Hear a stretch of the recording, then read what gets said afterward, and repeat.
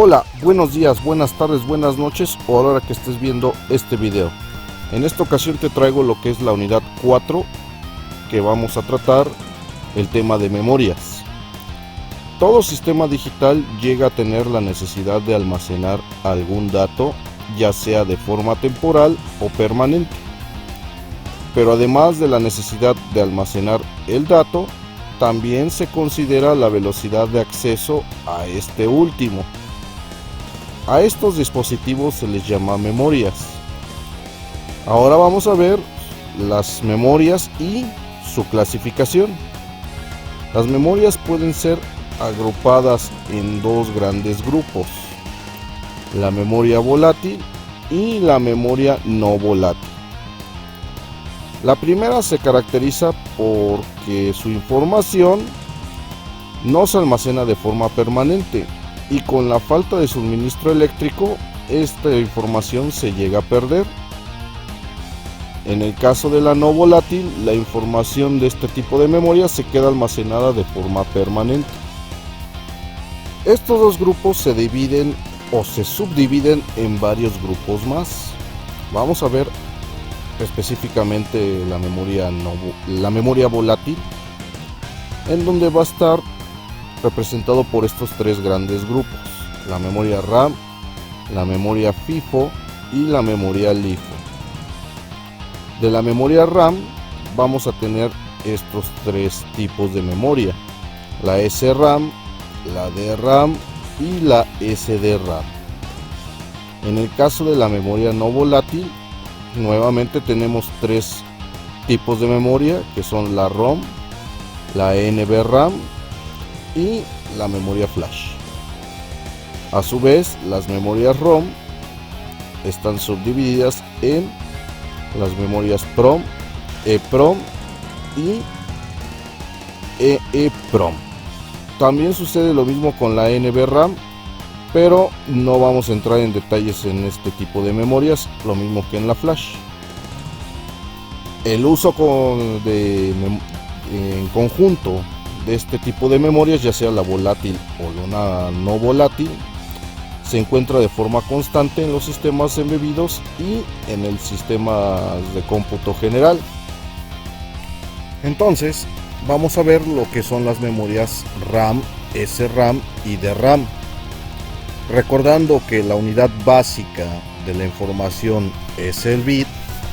Es necesario mencionar que un sistema de memoria, el almacenamiento de estos bits se vuelve vital para crear bancos de almacenamiento de los mismos. Vemos en este diagrama esquemático lo que es un almacenamiento de un bit. Está representado por un flip-flop conectado con un multiplexor. El multiplexor nos está haciendo un control de lazo cerrado para la salida con la entrada del mismo flip-flop. Cuando la entrada enable del multiplexor está en 0, la salida del flip-flop no puede cambiar, es decir, no está conectado hacia el mismo flip-flop, por lo que la condición de cambio no ocurre y no se da la retroalimentación con respecto a la salida del multiplexor. Sin embargo, cuando enable es 1, entonces el multiplexor conecta la salida con la entrada del flip-flop. De esta manera se queda almacenado el estado. El tiempo de almacenamiento de este estado dependerá del suministro del circuito, del suministro eléctrico del circuito, y cuando este se interrumpe, el dato se pierde. El acceso de lectura y escritura de este dato puede ocurrir en cualquier momento. De esta forma tenemos un diseño muy básico de lo que es una memoria de acceso aleatorio, que su acrónimo en inglés es Random Access Memory. Ahora vamos a probar este circuito en VHDL y su respectivo funcionamiento en la tarjeta Altera. Bien, este es el programa para almacenar una memoria, ahora sí que un bit en una memoria. Como siempre digo, hay que declarar primero las bibliotecas. En este caso vamos a utilizar la Library AAA, la Use, la AAA Standard Logic, todos los paquetes de esta biblioteca. Y posteriormente procedemos a la declaración de la entidad. Recordemos que el nombre de la entidad debe de ser el mismo nombre que el proyecto, de lo contrario te va a mandar un error. Dentro de la entidad vamos a declarar en el puerto nuestras entradas y salidas.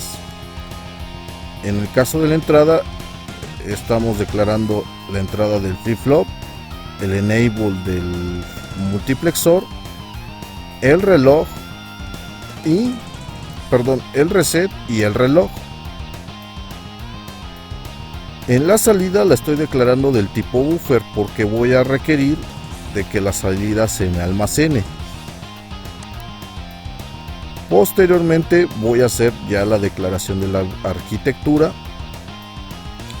donde declaro la arquitectura como data de el nombre de la entidad, en este caso es memoria-bit is, y aquí estoy declarando un proceso. En el proceso estoy declarando un reloj, un reset y un reloj.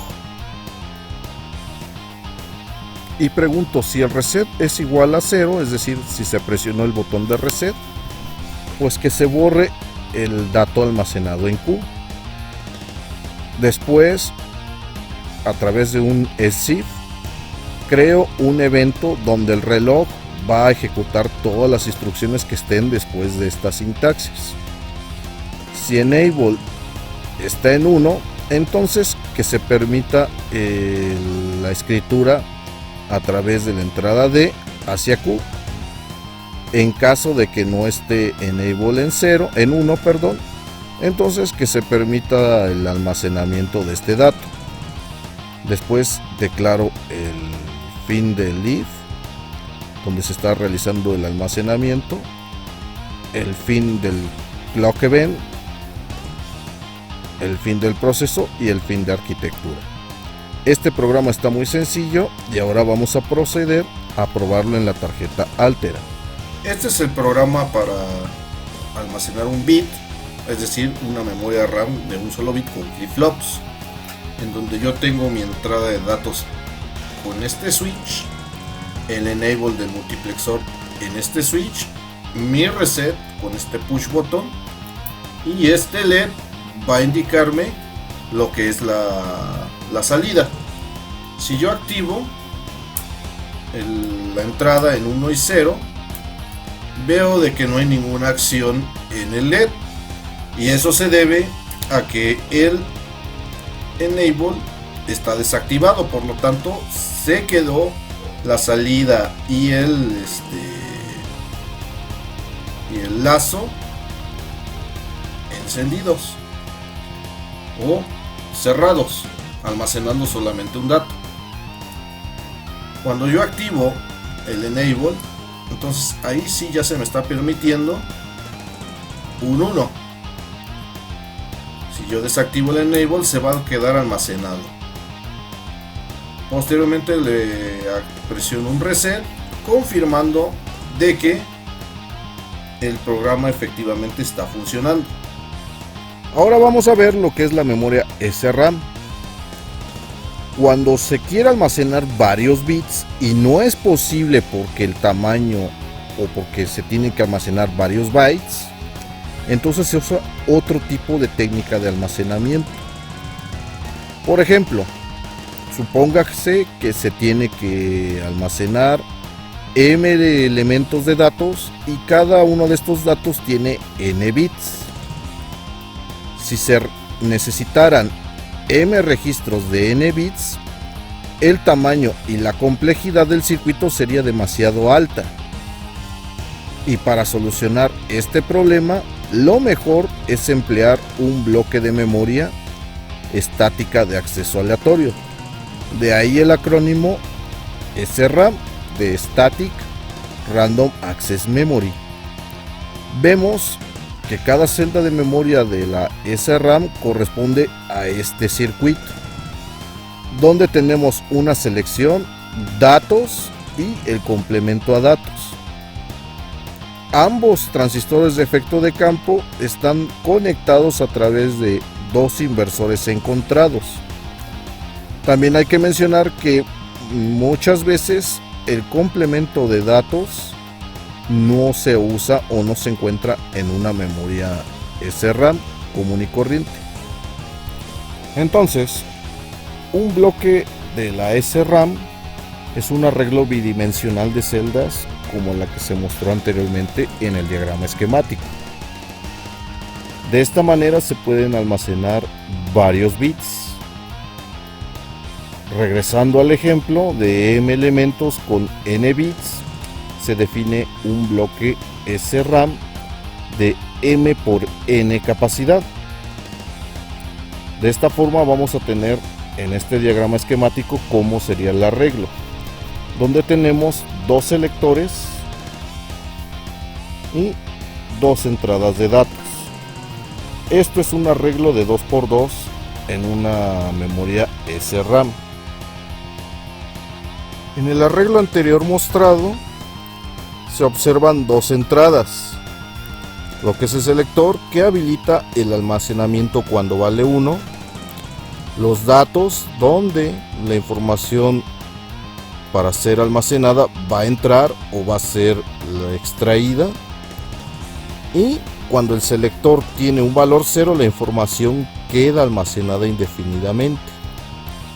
En el caso de que se requieran más de dos celdas, se recomienda usar el siguiente tipo de estructura en una memoria RAM, en donde vamos a tener un decodificador cuyas entradas van a representar la dirección de memoria.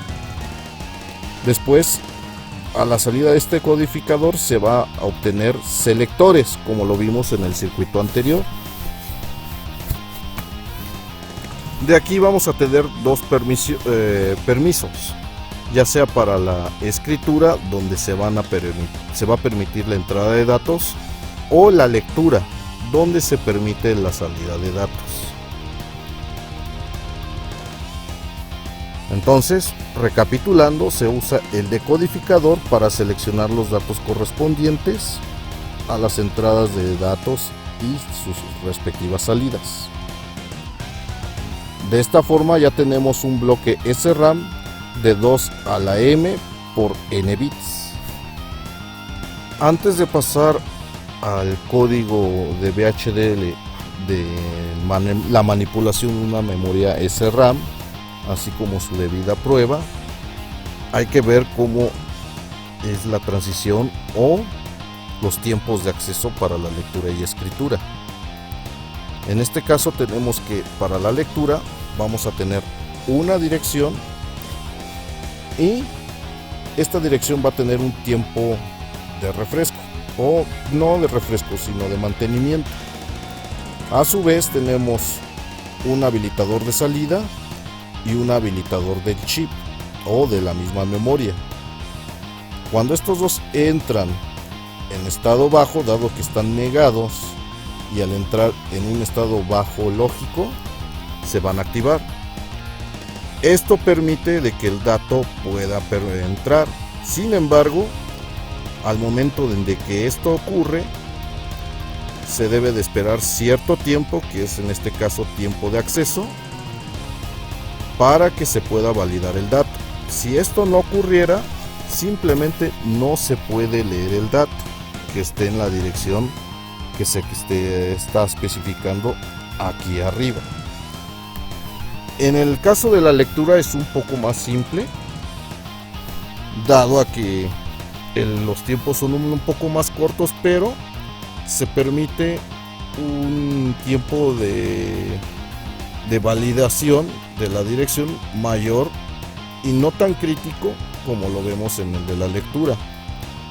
En el caso de la salida de memoria, obviamente esto queda indefinido porque se le va a introducir datos. Al final,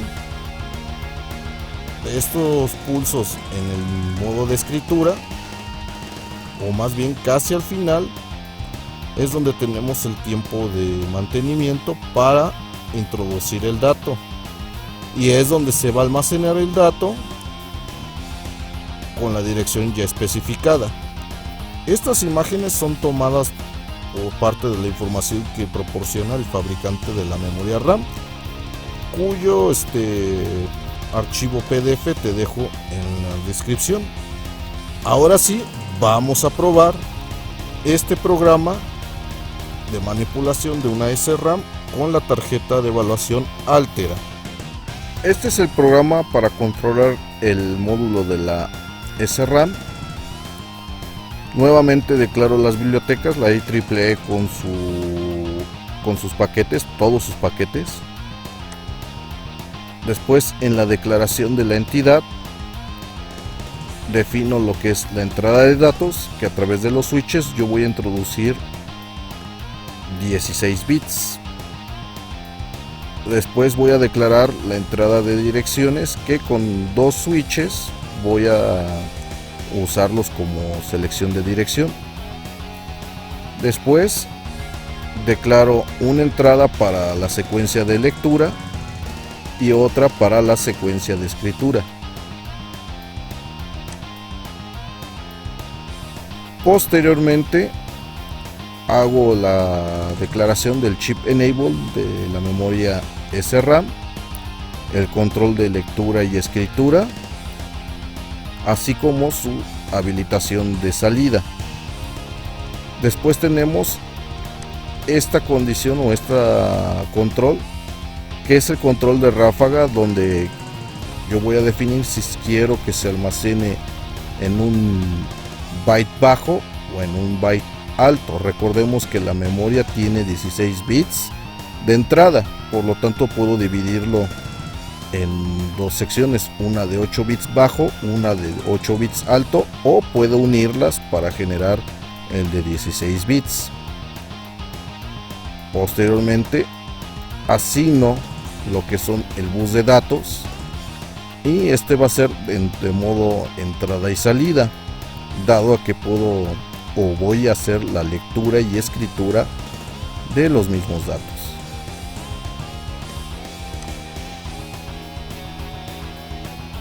Posteriormente tenemos el bus de direcciones, en donde estoy asignándolo a 19 bits todas las direcciones. Sin embargo, como lo mencioné acá arriba, solo uso 2 bits. Posteriormente tengo mi salida a los displays de 7 segmentos, que van a ser 8 displays de 7 segmentos. Ahora sí, procedo a la declaración de la arquitectura, donde voy a declarar mis constantes para que aparezcan los caracteres 0 hasta el 9, A, B, C, D, F, es decir, que me aparezca todo el código hexadecimal en los displays de 7 segmentos. Posteriormente tengo una señal de entrada, una señal para que se me pueda representar en un par de displays qué operación se está realizando, ya sea de escritura o de lectura. Aquí es donde declaro qué tipo de habilitación voy a tener con los bytes alto y bajo. Al momento de que yo lo pongo ambos en ceros, como lo declara o lo define así el fabricante, estoy habilitando todos los 16 bits. Posteriormente hago la asignación de la entrada de dirección al bus de dirección. Dado que la entrada de dirección es de 2 bits y el bus de dirección es de 12 bits, procedo a acoplarlos a través de un Standard Logic Vector y relleno con 10 ceros esa diferencia entre la entrada de datos de dirección con el bus de dirección. Posteriormente tengo lo que es la codificación de los 7 segmentos. En el primer dígito solo voy a mostrar datos y muestro el primer nivel de la memoria RAM. Lo mismo ocurre con el segundo dígito, que muestro el segundo nivel de mayor peso significativo de la memoria RAM. Ya a partir del tercer y cuarto dígito muestro lo que son los otros 8 bits de la memoria RAM. Utilizo un with select y hago el llamado a mis constantes para no estar poniendo todo el código de los 7 segmentos, y únicamente lo habilito con lo que esté recibiendo el bus de datos.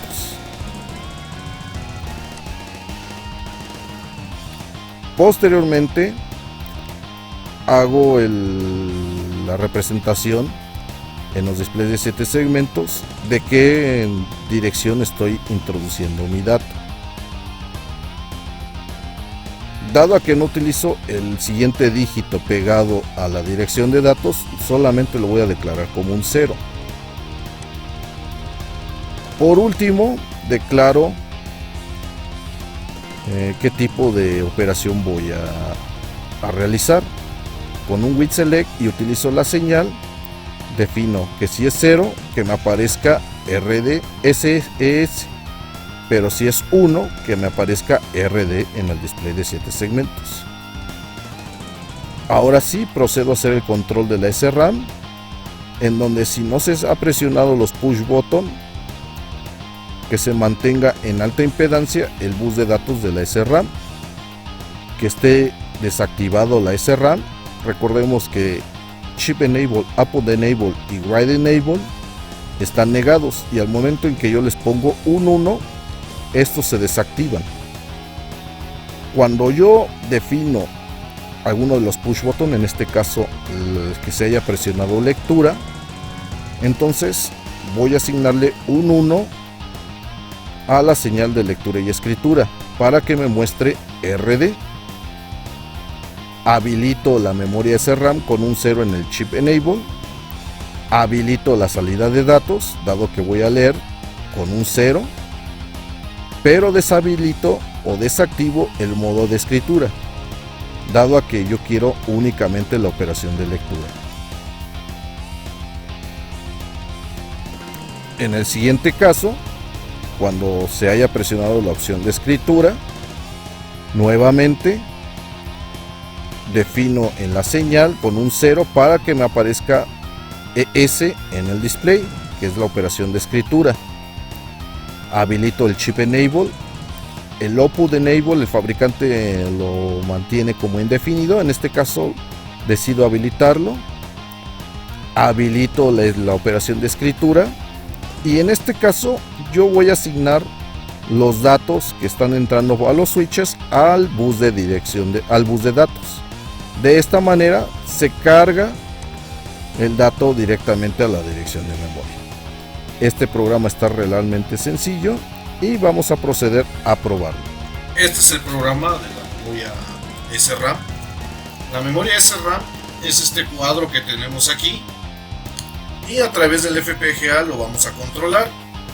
Tengo estos 16 switches para meter algún dato, estos 2 switches para asignar una dirección, este switch como lectura o escritura, no como lectura, una disculpa, y este switch como escritura. Entonces, cuando yo presiono escritura, estoy almacenando lo que está en los switches en la dirección 00. Si yo le presiono lectura, veo que me aparece 00. Para confirmar, vamos a darle un valor de 5 a F0, 5A, y le damos a escribir. Ahí está, en la dirección 00. Vamos a ponerle algo en la dirección 01 y vamos a poner el número en hexadecimal 2000. Le damos a escribir y ahí está. Anteriormente me mostró otro valor y ahorita lo vamos a explicar. Vamos a darle en la dirección 2, pero le vamos a dar lectura. y vemos que aparece el 43 3E. Igual si yo le doy en la 3 me va a aparecer otro dato. Eso significa de que yo tengo dato basura en esas direcciones, y es muy común en las memorias RAM de este tipo, dado a que cuando se energiza las celdas quedan almacenadas con cualquier valor. Es por eso que se tienen que reasignar. Otra cosa que hay que mencionar es que mientras yo no esté presionando ningún botón me aparece FFF. Eso es lo que yo tengo almacenado en el buffer de la memoria RAM. Recordemos de que si yo no siguiera los patrones de escritura o de lectura que se mencionó anteriormente, simplemente se quedaría un dato escrito en el buffer y no me permitiría leer. Vamos a escribir otro dato, vamos a escribir el 1982.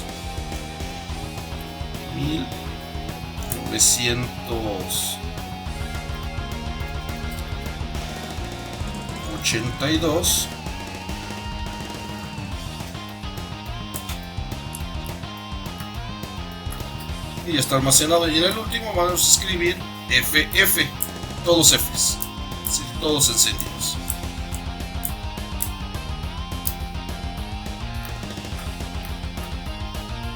Ahora sí, vamos a apagar y vamos a proceder a leer todas las direcciones. Desde la 0, que ahí aparece 0F05A5, la dirección 1, 2000 hexadecimal, en la dirección 2, 1982 en hexadecimal, y en la dirección 3, FF, confirmando de que funciona perfectamente este programa. Ahora vamos a continuar con la SDRAM. Ya después de haber visto la programación en VHDL y su funcionamiento del SRAM, ahora vamos a explicar lo que es la memoria DRAM. La memoria SRAM tiene un inconveniente, que su tamaño y consumo no la hacen adecuada para sistemas de cómputo más complejos. Y para solucionar este problema se agrega un concepto llamado refresco de memoria. El refresco de memoria permite renovar el dato en cada celda. Esta técnica se diseñó para el concepto de memoria dinámica de acceso aleatorio, también por su acrónimo como en inglés de DRAM, lo que sería Dynamic Random Access Memory. Y entonces volvemos a tener algo similar en el circuito mostrado en este diagrama esquemático, donde tenemos un selector de lectura, un selector de escritura, la entrada de datos, la salida de datos, pero algo que está uniendo estos transistores de efecto de campo es un capacitor. Este capacitor va a almacenar por cierto tiempo la energía para alimentar este circuito. Sin embargo, este capacitor tiende a descargarse, por lo tanto es imperativo estar energizándolo y refrescando la memoria constantemente. De aquí tenemos una comparación necesaria con la SRAM, que en el caso de la DRAM, pues la SRAM es un tiempo más corto, que en la DRAM es un tiempo más largo. Viendo así la comparación, vemos que la SRAM y la DRAM, con sus respectivos tiempos, la SRAM es más rápida que la DRAM. Vemos que el típico tiempo de acceso en una SRAM es de 10 nanosegundos, mientras que la DRAM es de 60 nanosegundos. Pero eso no significa que la SRAM, por ser más rápida, es mejor, porque la capacidad en la DRAM aumenta considerablemente, y vemos de que el tamaño máximo de una SRAM llega a ser hasta 32 megabytes, mientras que en una de RAM es de 2 gigabits. Si te estás preguntando si es posible unir la velocidad de la SRAM y el tamaño de la DRAM, la respuesta es sí, sí es posible, y eso se logra a través de lo que es la SDRAM, que la SDRAM es una memoria de acceso aleatorio síncrona y dinámica, de ahí su acrónimo de Synchronous Dynamic Random Access Memory, que es una mejora de la memoria DRAM porque tiene la velocidad de la SRAM y la capacidad de almacenamiento de la DRAM. Esta memoria requiere una frecuencia de reloj para trabajar, por lo que el acceso a los datos, ya sea para lectura o escritura, se hace de forma síncrona. Y vamos a ver en el diagrama de bloques que tenemos un control síncrono que va a estar trabajando con un reloj central. Normalmente este reloj está compartido con el sistema, aunque puede trabajar de forma independiente. Posteriormente tenemos el habilitador del reloj. En caso de que no necesitemos la memoria RAM, pero sí necesitamos en algún momento solamente la lectura, entonces solamente se deshabilita el reloj. Posteriormente tenemos la dirección de filas y la dirección de columnas. Estas dos direcciones nos permiten ubicar, como si fuera una diana o una matriz, en donde queremos almacenar o leer nuestra información en la memoria. Posteriormente tenemos la selección del dispositivo. Como ya se mencionó anteriormente en el programa de la SRAM, también se le conoce como el chip select. Esto es muy útil cuando el dispositivo comparte ya sea un bus de datos y un bus de direcciones común con otros dispositivos, y llega un momento en de que no se puede estar dos dispositivos al mismo tiempo que controlen dichos buses, por lo tanto se deshabilita alguno de los dispositivos, y es así como llegamos a esta selección de dispositivo. Posteriormente tenemos el permiso de escritura, igual como lo vimos en el programa de la SRAM. Si queremos que la memoria sea solamente para escritura, se habilita este permiso. Si se llegara a revocar este permiso, la memoria solamente actúa como de lectura.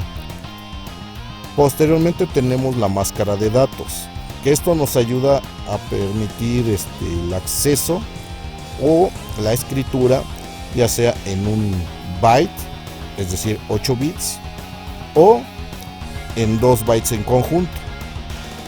Esto es muy útil cuando se tienen memorias con 32 bits, pero solamente se requiere escribir 8 bits o solamente 16 bits.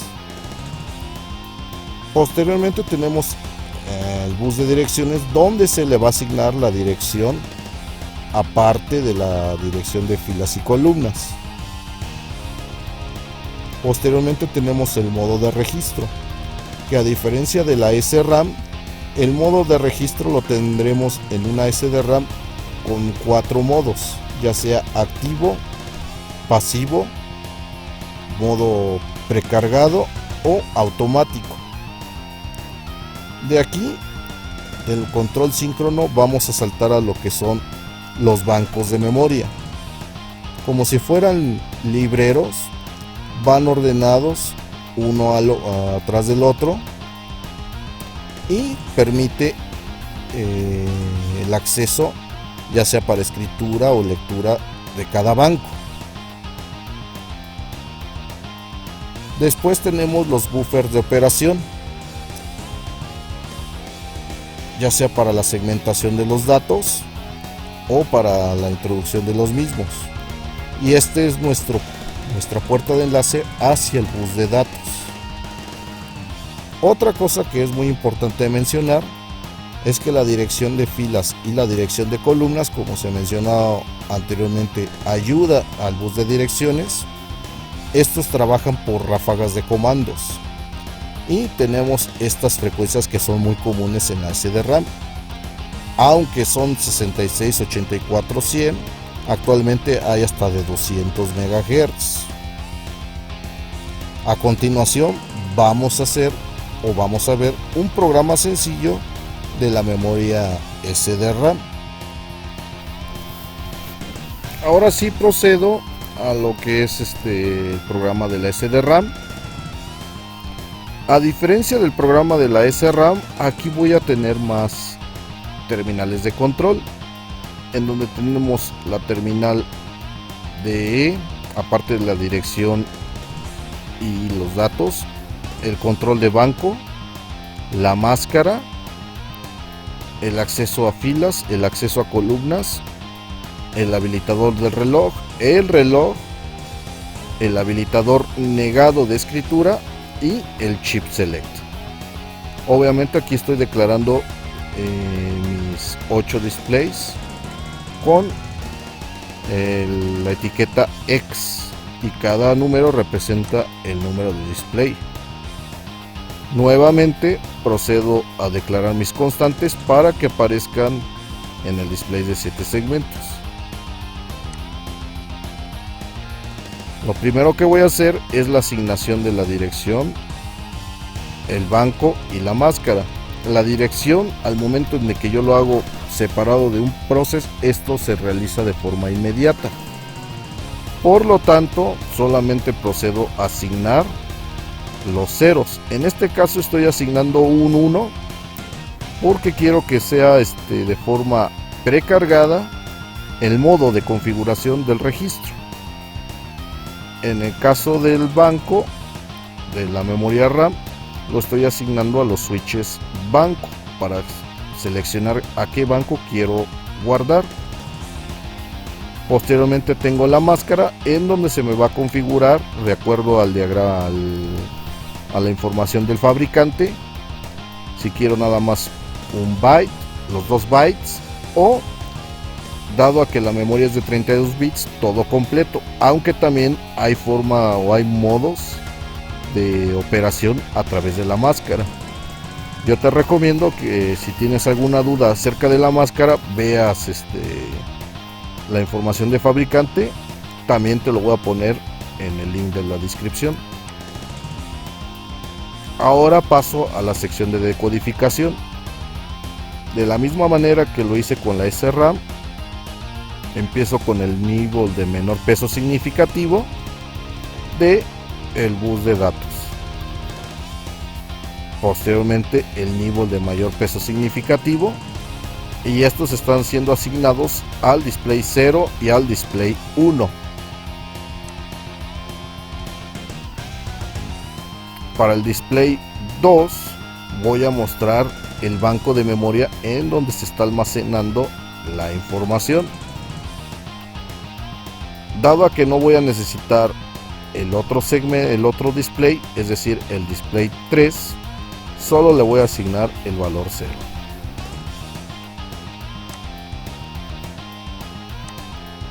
Ahora procedo a asignar la dirección. Recordemos que en el ejemplo del programa de SRAM solo asigné 2 bits o 2 switches. En este caso voy a asignar 4, de tal manera que en el display 4 me va a aparecer la dirección de memoria en donde voy a trabajar. Dado a que no requiero el otro display, es decir, el display 5, solamente lo voy a asignar a 0.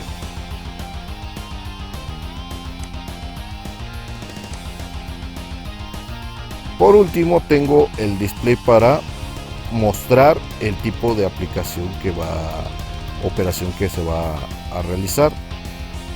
En este caso, si es de lectura, cuando sea 0, que muestre lectura. En el caso de que el switch de escritura sea 0, que me muestre ES, que significa escritura. A diferencia de la SRAM, donde no necesitábamos un reloj, aquí sí lo necesitamos a través de un clock event. Vamos a asignar el reloj a el reloj de la memoria RAM. Y de la misma manera que lo hicimos con la SRAM, vamos a asignarle sus debidas operaciones. Cuando no se ha presionado ningún botón, pues que se le asigne al bus de datos alta impedancia. Mantengo habilitado el reloj, pero no así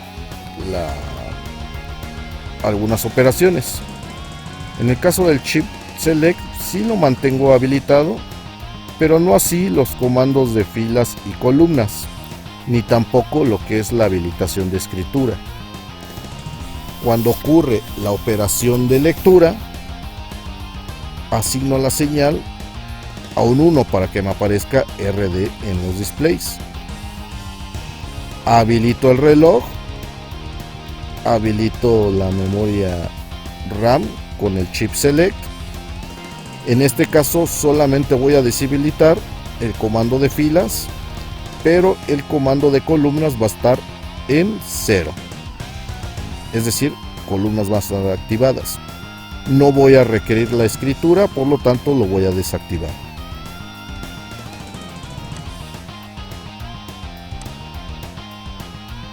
En el caso de lo que es el modo o la opción de escritura, la señal le va a asignar 0 para que en el display me aparezca ES. Mantengo habilitado el reloj, habilito el módulo de la SDRAM.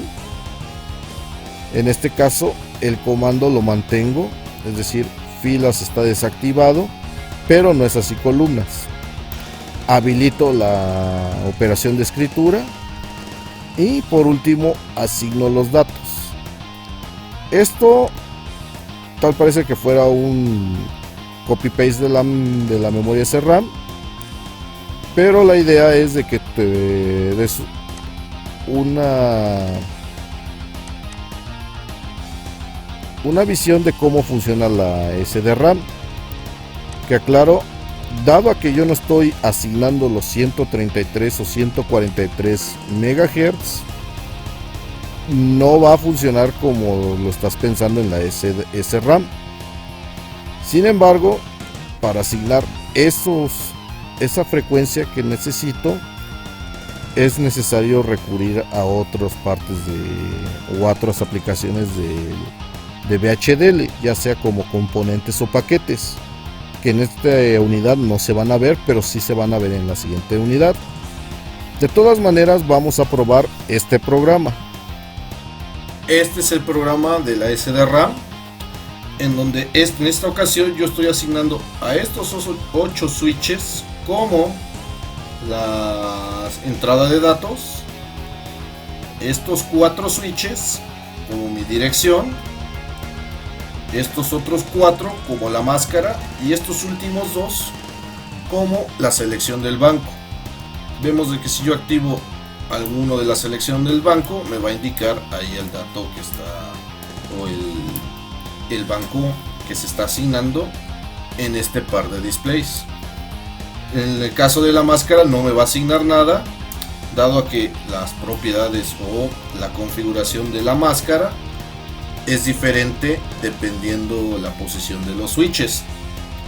Eso lo determina el fabricante en el manual.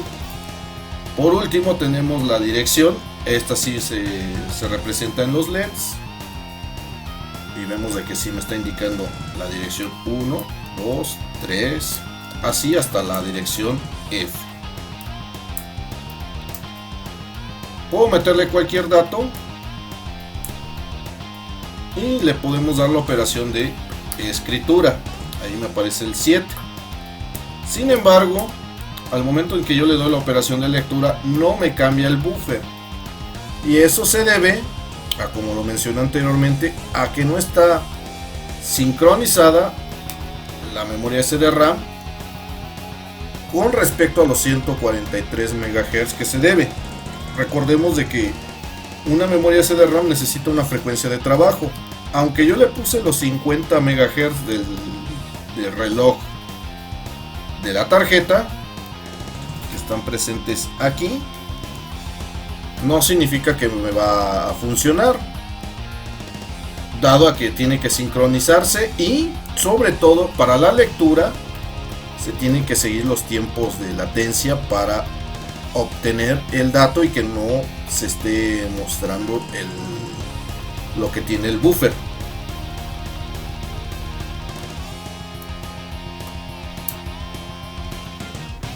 Bien, entonces vemos de que solamente puede escribir. Sin embargo, este tema, como lo mencioné en el código, se puede solucionar a través de componentes y paquetes. Eso lo vamos a ver en la siguiente unidad del curso de diseño de sistemas digital. Para el próximo video se verá lo que son las memorias ROM y memorias especiales. Y como siempre te digo, si te ha gustado el video, por favor dale un me gusta, suscríbete o compártelo con alguien que lo llegue a necesitar este curso. Suscríbete y activa la campana de notificación para que así te llegue la notificación cuando suba el siguiente video. Nos vemos en el próximo video. Adiós.